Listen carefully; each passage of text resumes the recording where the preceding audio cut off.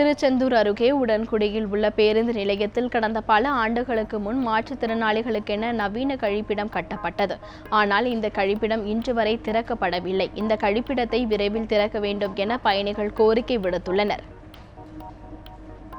கரூர் அருகே பால்ராஜபுரம் ஊராட்சியில் தேசிய ஊரக வேலை உறுதி திட்டத்தால் பணியாற்றும் தொழிலாளர்களுக்கு வேலையை முறையாக வழங்காமல் வேண்டிய நபர்களுக்கு மட்டும் அதிக நாட்கள் வேலை வழங்கப்படுவதாகவும் குற்றச்சாட்டு எழுந்துள்ளது. இதையடுத்து சுமார் 50க்கும் மேற்பட்ட தொழிலாளர்கள் வீரராக்கியம் பகுதியில் முறையாக பணி வழங்க கோரி சாலை மறியலில் ஈடுபட முயன்றனர்.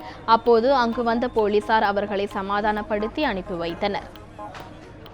திருநெல்வேலி மாவட்டம் சங்கரன்கோவில், புளியம்பட்டி பகுதிகளில் விவசாயிகள் கத்திரி சாகுபடியில் ஈடுபட்டு வருகின்றனர். தற்போது புளியம்பட்டி மற்றும் சுற்றுப்பகுதிகளில் சாகுபடி செய்யப்பட்டுள்ள கத்திரி செடிகளில் குருத்துப்புழு தாக்குதல் அதிகமாக காணப்படுகிறது. கத்திரிக்காய் விலை அதிகரித்துள்ள நிலையில் குருத்துப்புழு தாக்குதலால் விளைச்சல் பாதிக்கப்பட்டுள்ளதால் விவசாயிகள் வேதனை அடைந்துள்ளனர்.